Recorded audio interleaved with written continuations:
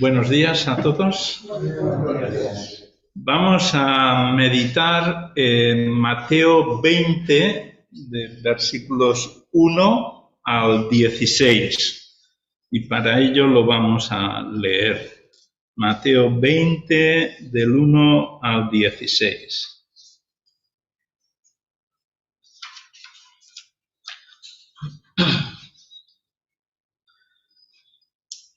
Dice así: porque el reino de los cielos es semejante a un hombre, padre de familia, que salió por la mañana a contratar obreros para su viña. Y habiendo convenido con los obreros en un denario al día, los envió a su viña. Saliendo cerca de la hora tercera del día, vio a otros que estaban en la plaza desocupados, y les dijo: id también vosotros a mi viña, y os daré lo que sea justo. Y ellos fueron. Salió otra vez cerca de las horas sexta y novena, e hizo lo mismo. Y saliendo cerca de la hora undécima, halló a otros que estaban desocupados y les dijo: ¿por qué estáis aquí todo el día desocupados? Le dijeron: porque nadie nos ha contratado. Él les dijo: id también vosotros a la viña y recibiréis lo que sea justo. Cuando llegó la noche, el señor de la viña dijo a su mayordomo: llama a los obreros y págales el jornal, comenzando desde los postreros hasta los primeros. Y al venir los que habían ido cerca de la hora undécima, recibieron cada uno un denario. Al venir también los primeros pensaron que había de recibir más, pero también ellos recibieron cada uno un denario. Y al recibirlo murmuraban contra el padre de familia, diciendo: estos postreros han trabajado una sola hora y los has hecho iguales a nosotros, que hemos soportado la carga y el calor del día. Él respondiendo dijo a uno de ellos: amigo, no te hago agravio. ¿No conviniste conmigo en un denario? Toma lo que es tuyo y vete. Pero quiero dar a este postrero como a ti. ¿No me es lícito hacer lo que quiero con lo mío? ¿O tienes tú envidia porque yo soy bueno? Así los primeros serán postreros y los postreros primeros, porque muchos son llamados, mas pocos escogidos. Vamos a orar. Señor, de nuevo te encomendamos este tiempo para meditar tu palabra y rogamos que tu Espíritu nos dirija en la meditación y que tu palabra sea para nosotros lámpara y manantial de agua fresca a nuestra alma y espíritu, y alimentemos todo nuestro ser de aquella forma que a ti te agrada. Pedimos pues tu ayuda y tu bendición. En el nombre del Señor Jesucristo. Amén. Amén.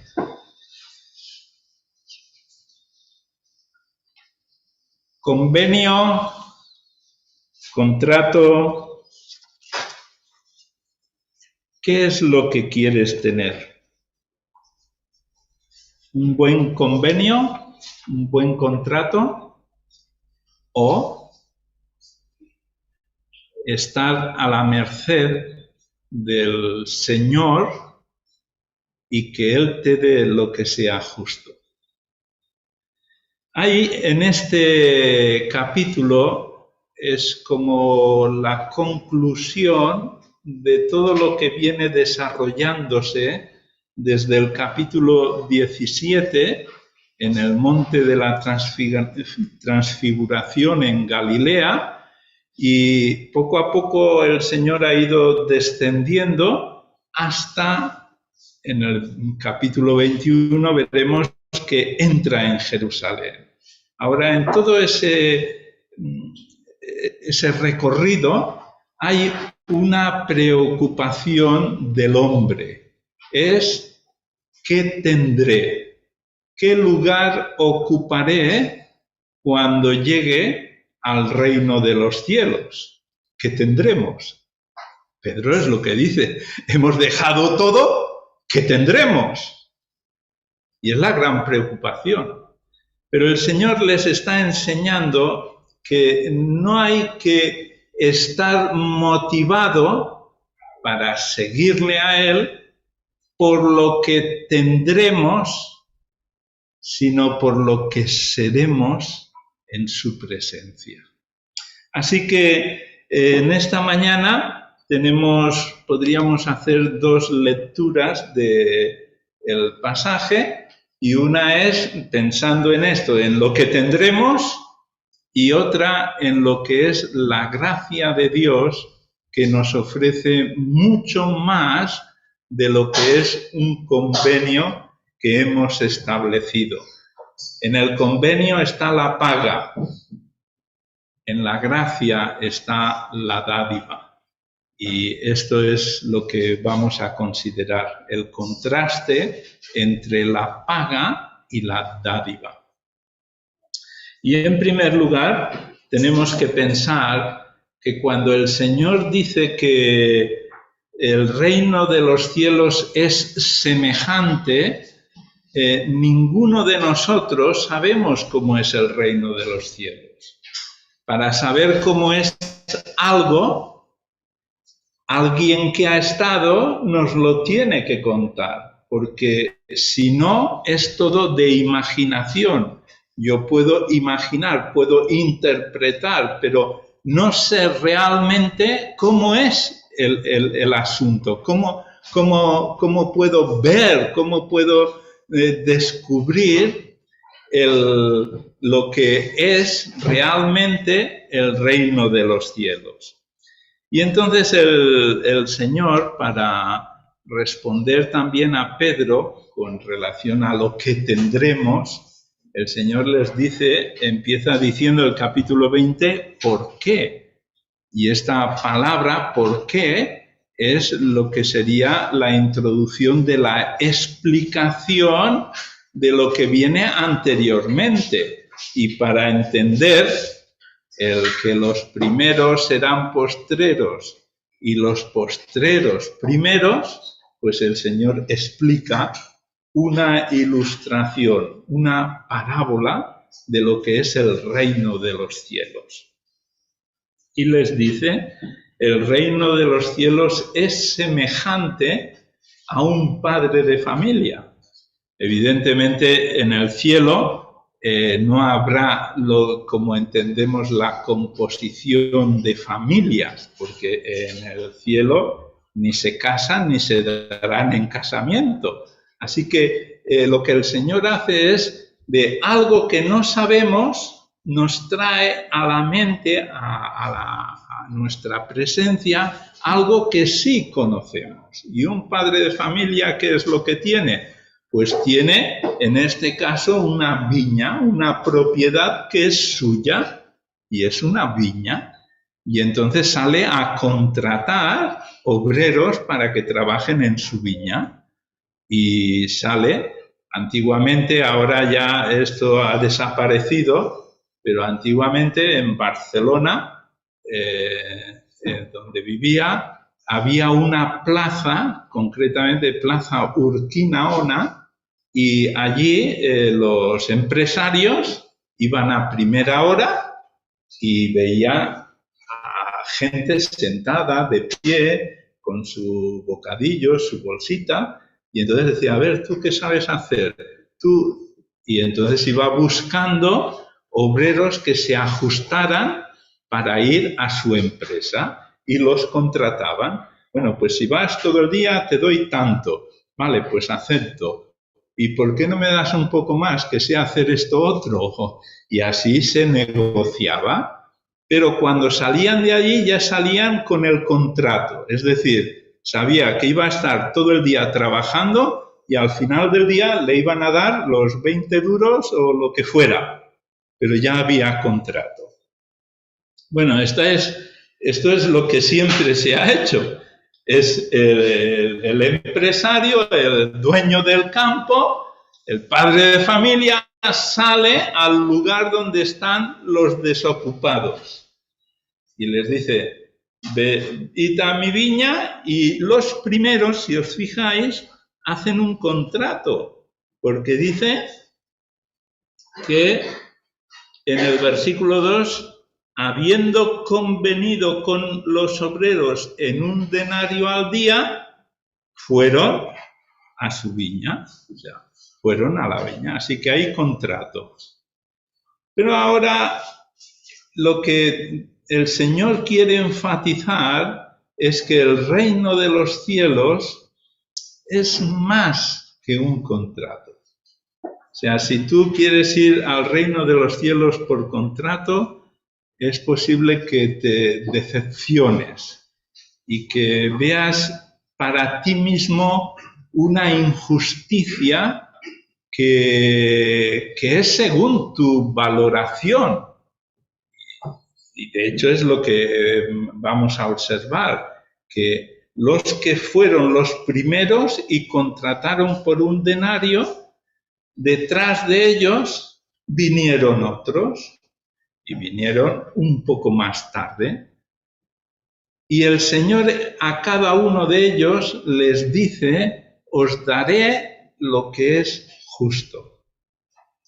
¿Cómo podemos medir la medida de lo que es justo?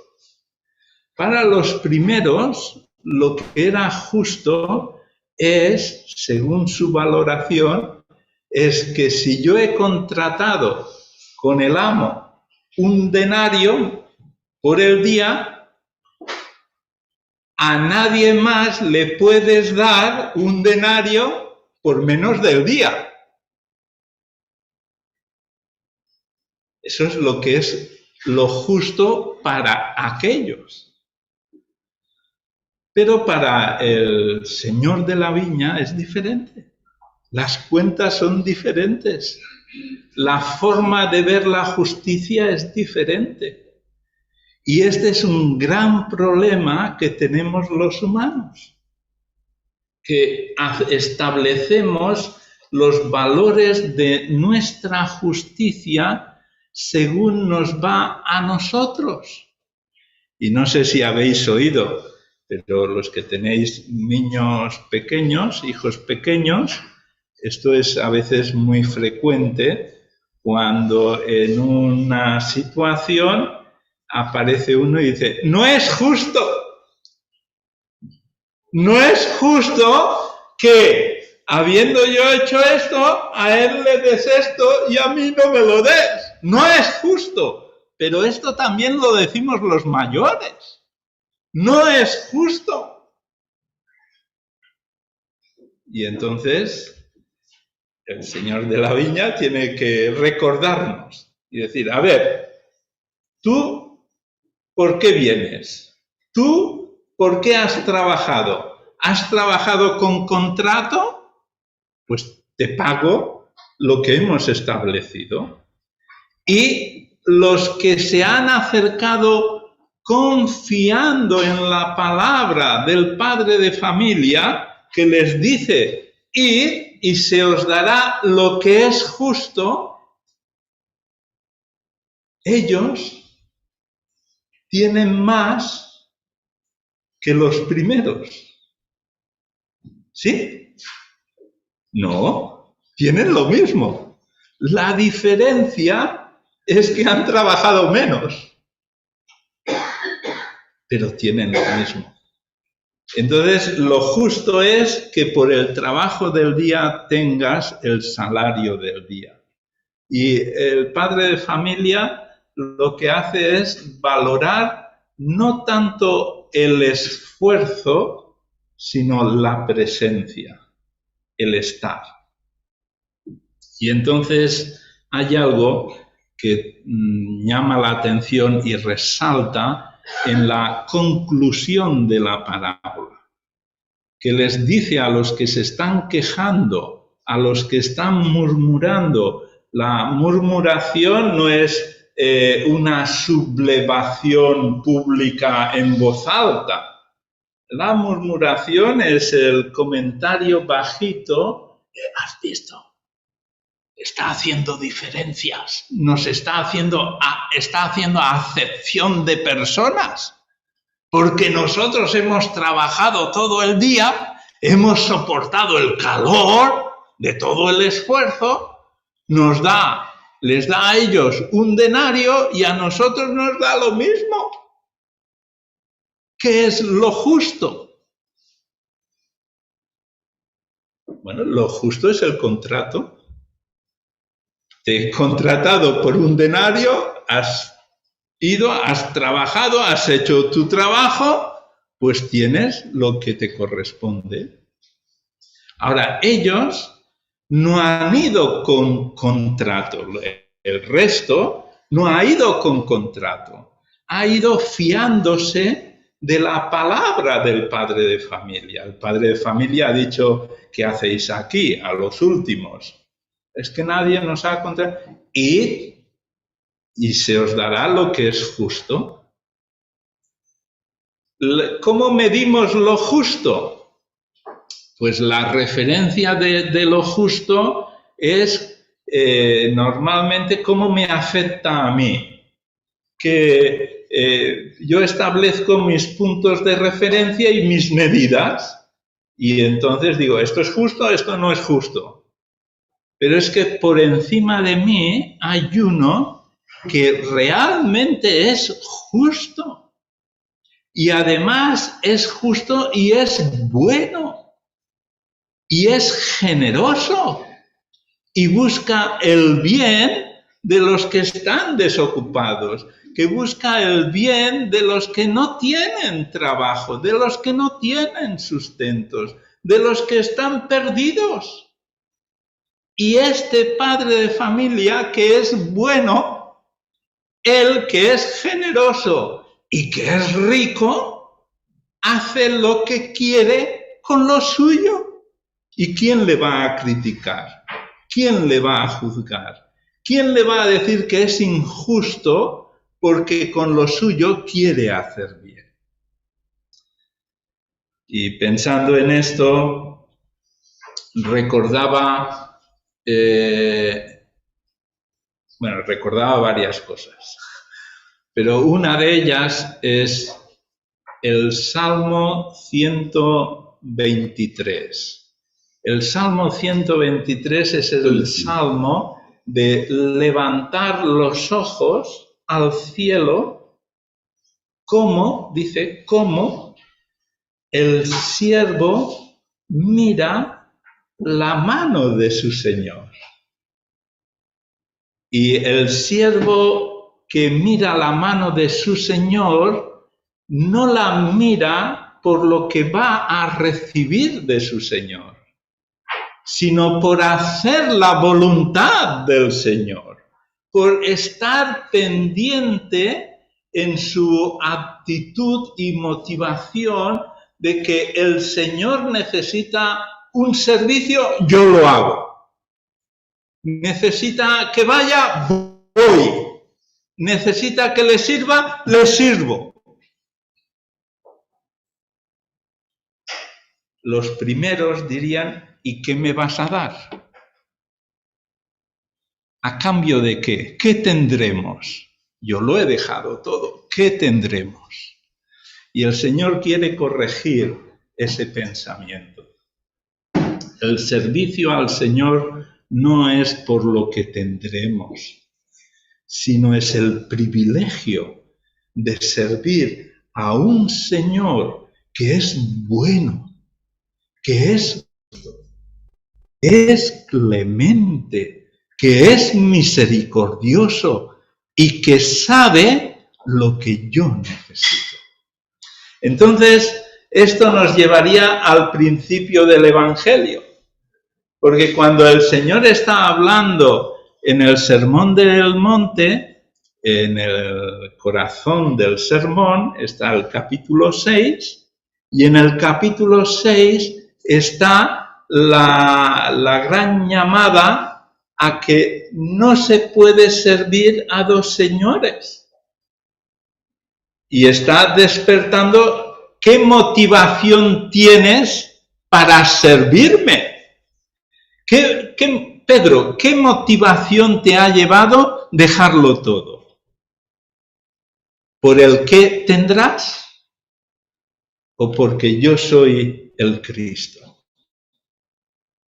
Hermano, ¿qué motivación te ha llevado a renunciar a las cosas de tu amor propio por amor a Cristo? ¿Qué motivación? Porque si la motivación es ¿qué tendré? Pues el Señor va a decir, toma lo tuyo y vete. Y esto, la interpretación de esto lo podríamos ver en Romanos 6:23. ¿Puedes poner Romanos 6:23? Aquí en Romanos 6:23 está el contraste. Está la paga y está la dádiva. Y si Dios tiene que pagarnos a nosotros por lo que somos y hacemos, la paga del pecado es muerte. Porque nadie es justo según la justicia de Dios. Según Dios y su justicia, todos nosotros hemos pecado. Y la paga, cuando tú te presentas a Dios y dices, ¡dame! ¿Sí? Lo que está contratado, porque lo que está contratado es que la paga del pecado es muerte. Pero la dádiva de Dios es vida eterna en Cristo Jesús, Señor nuestro.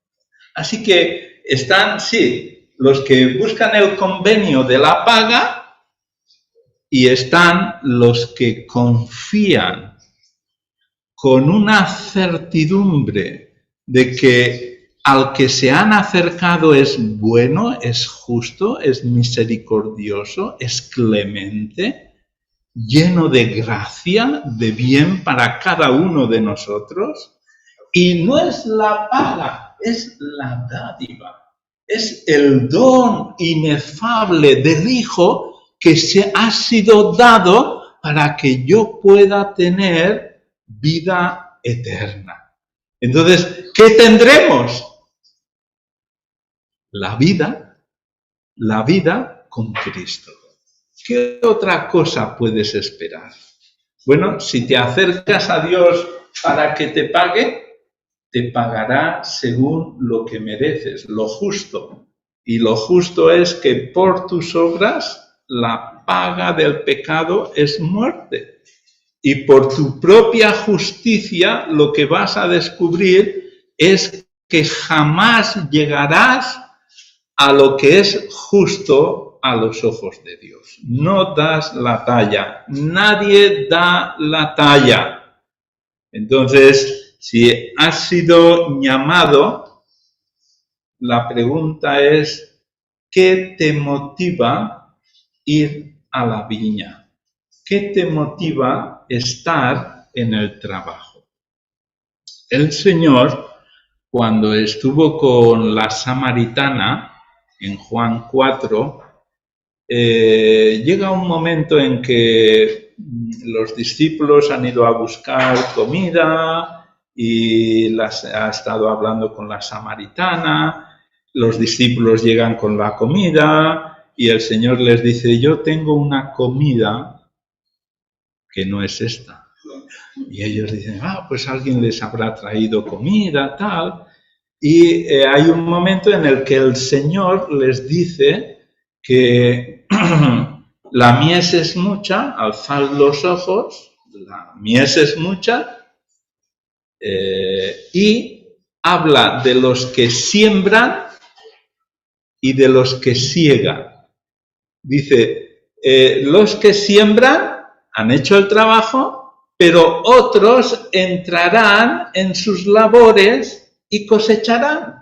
Así que no es el que siembra ni el que cosecha, sino el que sirve al Señor. ¿Con qué motivación? No para que me pague lo que es justo, sino para hacer lo que es su voluntad. Y esta es la motivación que tenemos que tener. Cuando nos acercamos al Señor, buscamos el bien que vamos a recibir, pero no en comparación de, es que fíjate fulano, es que fíjate lo que yo hago, es que fíjate. Esas comparaciones Dios no quiere que estén en nosotros. ¿Por qué? Porque eso causa problemas y conflictos. Eso causa el conflicto de considerarme como mejor que otro y que hay agravio comparativo porque aquel no hace y yo hago, o yo no hago y aquel hace. Y estamos siempre en esa comparación de iguales. Y Dios quiere que levantemos nuestros ojos. Dios quiere que tengamos nuestra mirada puesta en el Señor Jesucristo. Y esto es lo que Pablo enfatiza en Filipenses 3. Yo habiendo sido, pero ahora todo lo tengo como basura para ser hallado en Cristo. Esa es la motivación, ser hallado en Cristo, porque es en Cristo Jesús que tengo vida. Porque es el don que Dios me ha dado precisamente para que pueda tener vida, porque de la otra manera tendré la paga. Así que el Señor quiere hacer una ilustración del reino de los cielos, y lo hace perfectamente con esta parábola, enfatizando que los primeros serán postreros y los postreros serán primeros. Y entonces nosotros, como somos muy humildes, decimos, yo soy de los postreros. No lo hemos hecho cuando leemos de Pablo, ¿qué es lo que dice?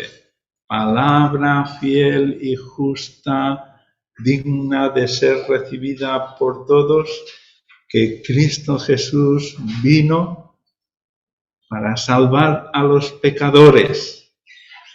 ¿Y qué dice Pablo? De los cuales yo soy el primero. ¿Y nosotros qué decimos?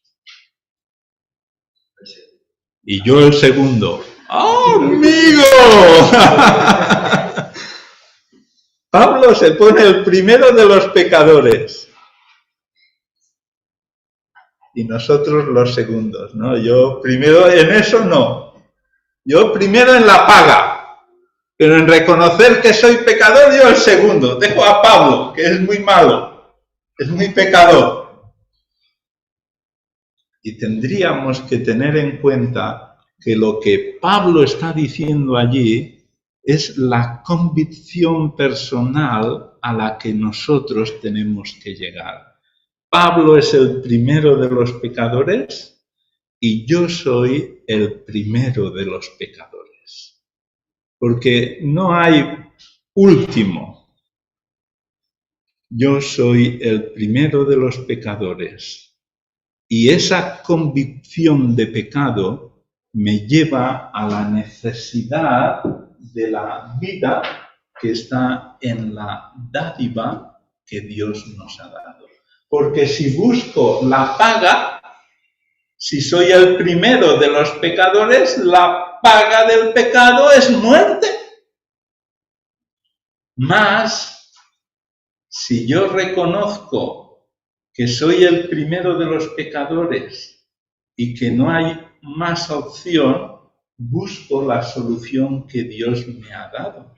Y la solución que Dios ha dado es que Él paga por mis pecados y me da el don de la vida por medio del Señor Jesucristo. Así que en esta mañana yo quiero que pienses qué convenio vas a hacer con Dios.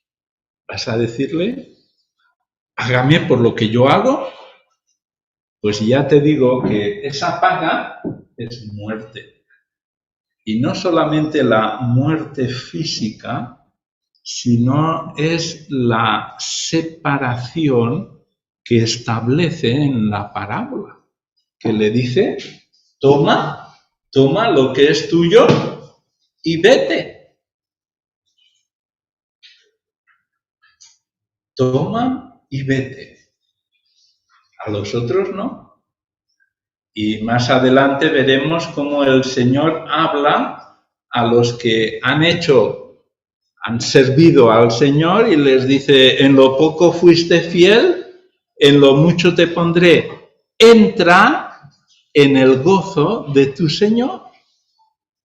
Así que yo no sé si tú quieres exigir a Dios que como eres tan bueno y has hecho tantas buenas cosas, exigirle la paga, o entrar en una relación diferente, en una relación de siervo que sirve por amor, por gratitud, por generosidad al que le ha bendecido con todo lo que necesita.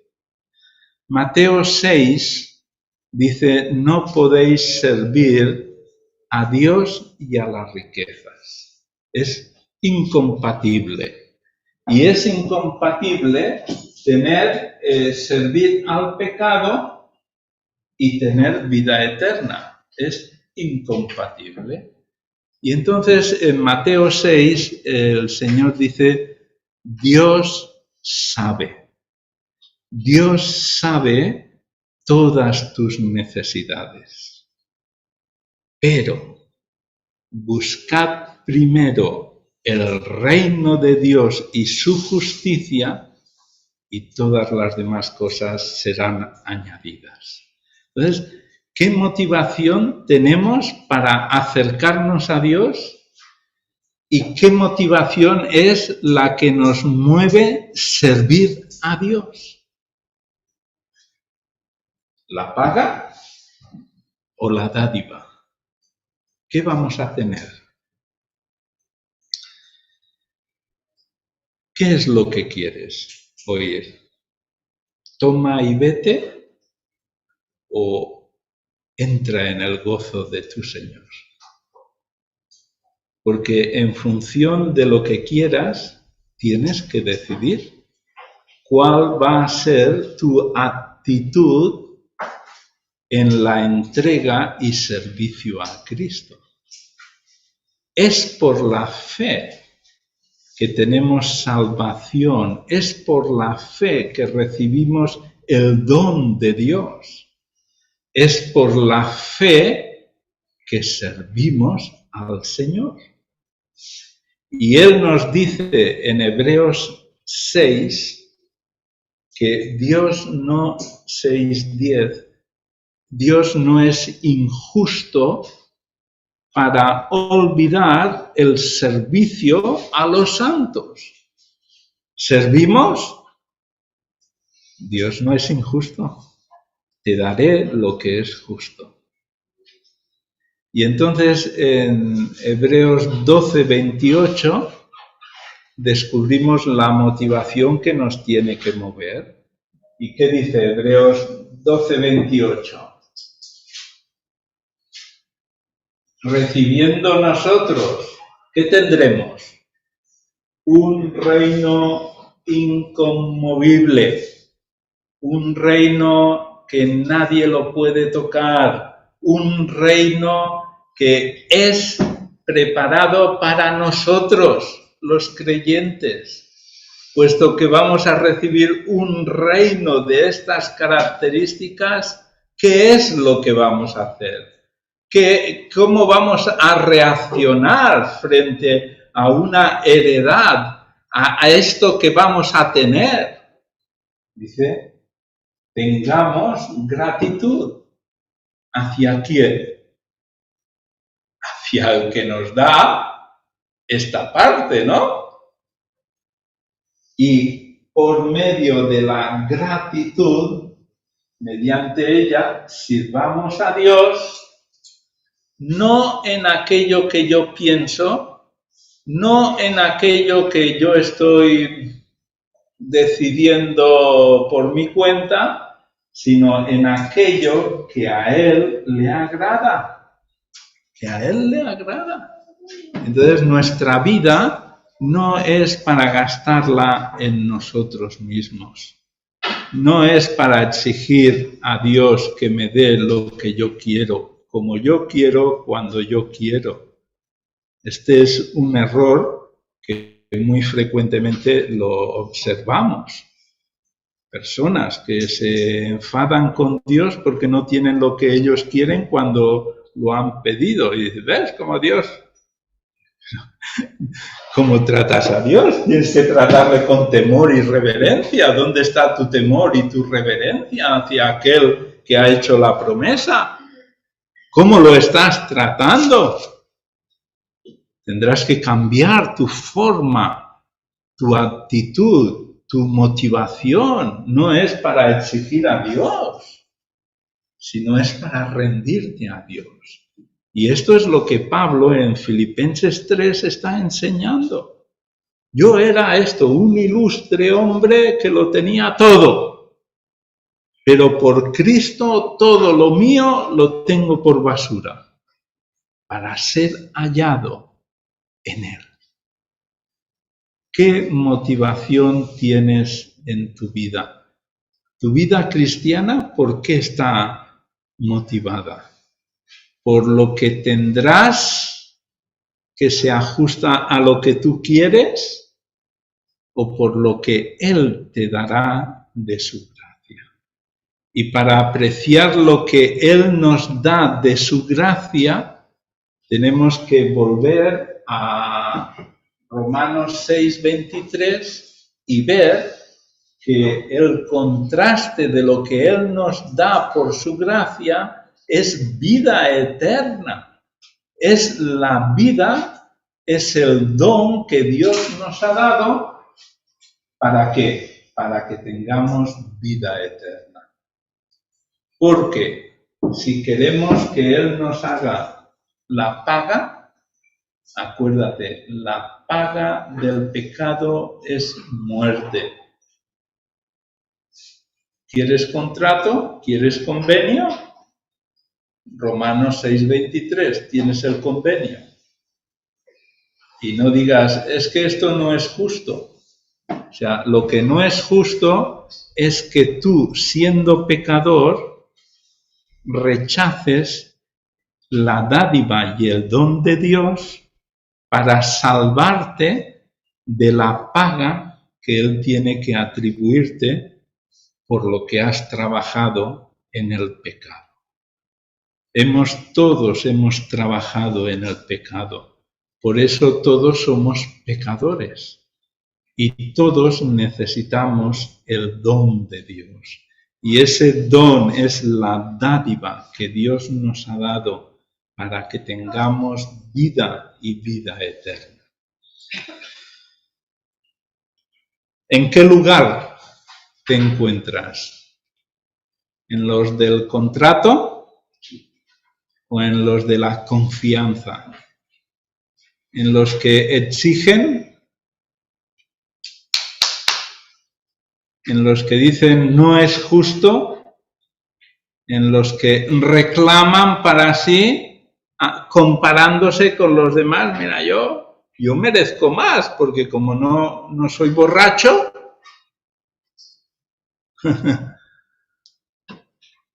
pero soy el primero de los pecadores. Y en la medida de lo justo, delante de Dios, Dios dice, eres culpable porque eres pecador. Y necesito, tanto como Pablo, la gracia de Dios. Y esto es lo que el Evangelio nos ofrece. Gracia, don de Dios para darnos vida y vida eterna. Hoy tienes la oportunidad de, en lugar de medir la justicia, de medir lo que es justo, tienes la oportunidad de entrar en lo que es la generosidad de Dios, en lo que es el don, la dádiva generosa de Dios. Por eso el mundo en el cual estamos nosotros, cada uno ha practicado y ha vivido su vida y la ha vivido de una forma diferente. Pero hay una cosa común y es el pecado. Y cada uno de nosotros podríamos hablar de nuestra condición como pecadores. Y Dios, sabiendo esta condición, amó al mundo de tal manera que ha dado a su Hijo unigénito.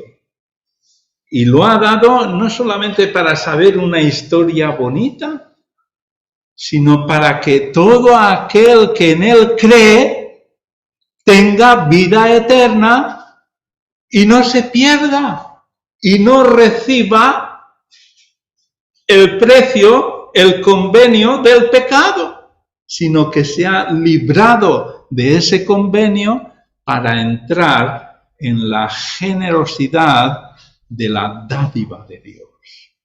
Y hoy cada uno de nosotros tenemos no solamente la oportunidad, sino la responsabilidad de decidir en qué lado vamos a estar.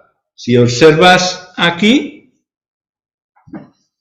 hay dos lados. Y si observas aquí, empieza como empieza Mateo 20. ¿Por qué? Porque esta porción es la explicación de lo anterior. Y lo anterior nos ha estado explicando la necesidad del Salvador por causa del pecado. ¿Por qué? Porque hay dos posiciones.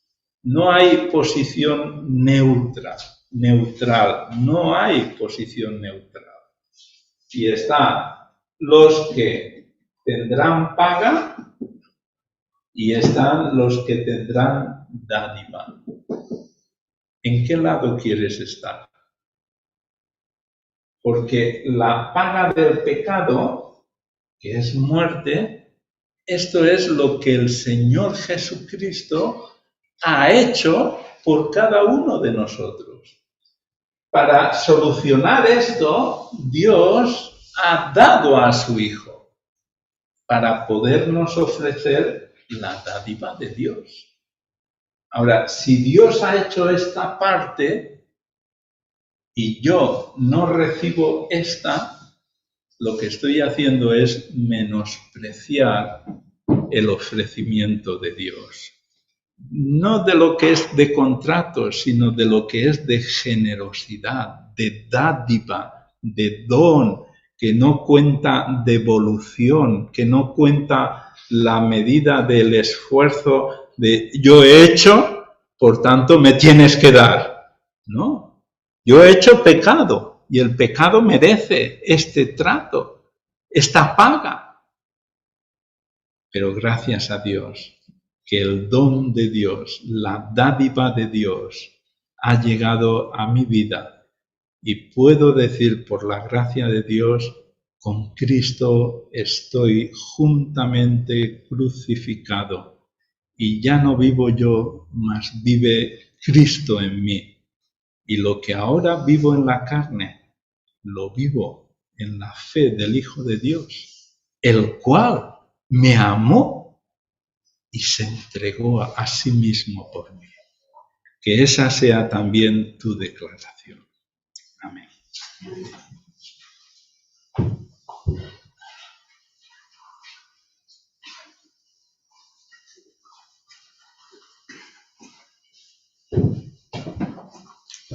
Pues muchas gracias, Antonio, por tus sabias palabras.